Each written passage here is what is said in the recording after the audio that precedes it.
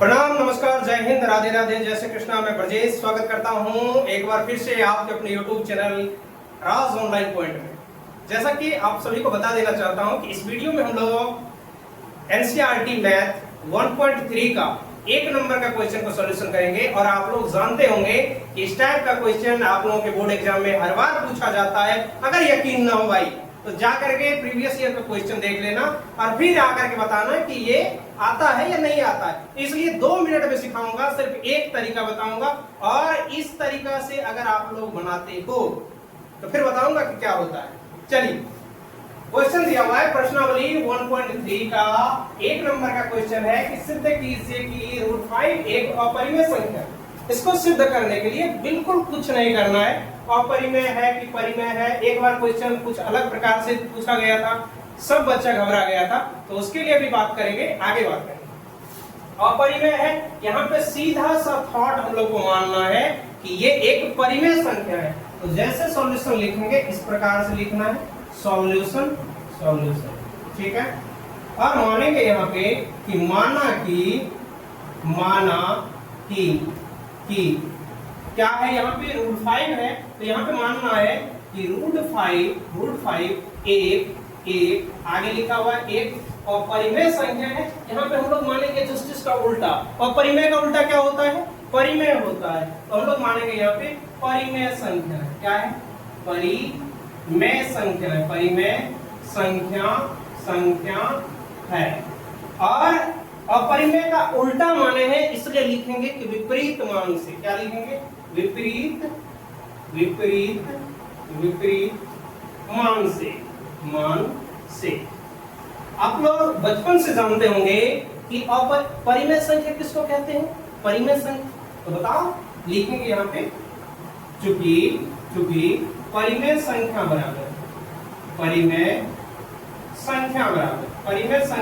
क्या होता है, आप लोग याद किए होंगे कि P/Q के रूप में लिखे जाने वाली संख्या को परिमेय संख्या कहते हैं, जिसमें अंश और हर दोनों। तो ऐसे ही मान लेते हैं कि P/Q को हम लोग कहते हैं परिमेय संख्या। P/Q को कहते हैं क्या, परिमेय संख्या।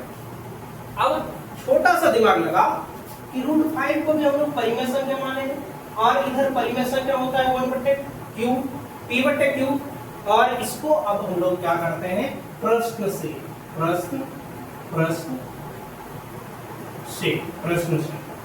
अब जब दोनों परिमेय संख्या है तो दोनों एक दूसरे के बराबर होगा, तो लिखेंगे √5 इज इक्वल P/Q, ऐसे लिखिए। अब यहाँ से कुछ नहीं करना है, सिर्फ रूट को हटाना है। रूट को हटाने के लिए क्या करेंगे, छोटा सा बात लिखेंगे कि दोनों तरफ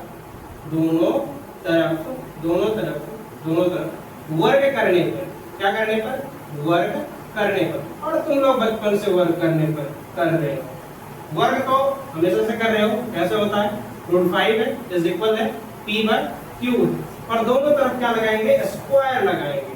क्या लगाएंगे, स्क्वायर। अब तुम लोग ये भी जानते होंगे, बचपन से सीख रहे हो कि अगर √5 का वर्ग करे तो क्या आता है, यहाँ पे आता है स्क्वायर से रूट कट जाता है। कई सर ऐसे भी बताते हैं, हम डायरेक्ट कहेंगे कि 5 आता है। ऐसा कैसे आता है, अभी जस्ट बता देता हूँ। इसका जब वर्ग करेंगे तो P का स्क्वायर हो जाएगा और नीचे में किसका, Q का स्क्वायर हो जाएगा। अब देखो यहाँ पे वर्ग करने पर √5 का वर्ग करने पर 5 कैसे आ गया। छोटा सा बात याद रखो, √5 गुने √5 किए, क्योंकि वर्ग किए 2 बार लिखेंगे। इसको जब गुना करते हैं तो क्या आता है, √25 आता है, और 25 का वर्गमूल क्या होता है, 5। तो डायरेक्ट याद रखना आज से बात कि अगर रूट के अंदर सेम संख्या को गुना कर रहे हैं तो डायरेक्ट उसमें से एक संख्या निकाल के लिख देना। √5 गुना √5 कितना होता है, 5, डायरेक्ट बोलेंगे। अगर यहाँ पे कह दें कि √3 गुने √3 तो ये होता है 3। सिंपल सा बात, छोटा सा, अपने देसी फॉर्मूला का यूज करेंगे, ठीक। अब चलो बात करते हैं, ये बट्टे में है और ये बट्टे में नहीं है, ये तो नाइंसाफी है, इसको भी बट्टे में कर देंगे। कर दिए। अब देखो Q स्क्वायर से 5 में गुना करो, क्या होता है, 5Q square is equal 5Q square. 1 से P स्क्वायर में गुना करेंगे, क्या होगा, P स्क्वायर हो जाएगा। अब यहीं से बताओ इसलिए अगर क्यू स्क्वायर बराबर निकाले तो क्या हो जाएगा पी स्क्वायर और बचपन से जानते हो इधर गुना में हो तो बराबर की साइड भागा में जाता है, इतना तक जानते हो गया। किसी प्रकार का दिक्कत हो तो बता सकते हो। आप देखो अब कुछ नहीं करना है, छोटा सा काम करेंगे, हो गया मेरा सवाल तैयार है। अब लिखना है लास्ट का आंसर कैसे लिखें। यहाँ से देखो 5 से पी स्क्वायर में भाग कर रहे हैं, जो नीचे में रहता है आज तक तुम लोग सीखे हो कि जो नीचे में रहता है उससे हम लोग ऊपर वाला में भाग करते हैं। 5 से किस में भाग कर रहे हैं, पी स्क्वायर में, तो लिखेंगे यहाँ पे, तुम लोग नीचे लिखना, हम यहाँ पे लिख देंगे 5 से पी स्क्वायर विभाजित होता है, क्योंकि 5 से पी स्क्वायर विभाजित होता है, विभाजित होता है। अब कैसे होता है, इसके लिए तुमको प्रमेय 1.3 को पढ़ना होगा, जाकर के पढ़ना एनसीईआरटी के नाम। मैं दिखा देता हूँ, इधर देखो, यह है, इधर जाकर के प्रमेय 1.7 है, इधर उल्टा करके देखोगे तो इस साइड आ जाएगा, तुमको मिल जाएगा 1.3। इधर देखो, इस साइड कहीं लिखा हुआ होगा, मिल जाएगा एनसीईआरटी का मैथड, ठीक है। तो देखो यहाँ पे लिखेंगे कि प्रमेय कितना 1.3 से विरोधाभास है, विरोधाभास है। अब लास्ट का आंसर लिखना है हम लोग को, कैसे लिखेंगे, अतः √5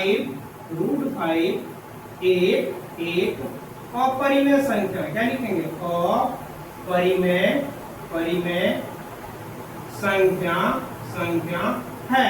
बस हो गया, यही तुम्हारा आंसर। या ऐसे भी लिख सकते हो, जरूरी नहीं कि जो मैंने कहा वही सिर्फ सही हो, ऐसे भी लिख सकते हो। अतः मेरा मानना गलत था कि यह √5 एक परिमेय संख्या है, ये √5 एक अपरिमेय संख्या है, तो किसी प्रकार से लिख सकते हो, कोई दिक्कत नहीं। और अगर वीडियो पसंद आया तो भाई चैनल को लाइक कर दो, सब्सक्राइब कर दो और अपने दोस्तों में शेयर जरूर कर दो। और अगर किसी प्रकार का दिक्कत आया हो या समझ में कोई सवाल ना आया हो तो आप लोग कमेंट बॉक्स में ये भी बता सकते हो। तो और एक बात याद रखना कि इस चैनल पे जाकर के व्हाट्सएप ग्रुप से जरूर जुड़ो, ठीक है, ताकि हमारा रिश्ता और मजबूत हो। तो अगर किसी प्रकार के किसी सवाल में दिक्कत हो तो कमेंट बॉक्स में कमेंट कर देना, मैं अगले दिन तुम्हारे लिए पर्सनल उस प्रकार का वीडियो लेकर के आ जाऊंगा, ठीक है। तो जब तक हम हैं तो किसी प्रकार का डर मत रखो और बोर्ड एग्जाम में अच्छे से लिखना और अभी से तैयारी में जुड़ जाओ, ठीक है। चलिए मिलते हैं ऐसे एक नए जबरदस्त वीडियो के जरिए, तब तक के लिए जय।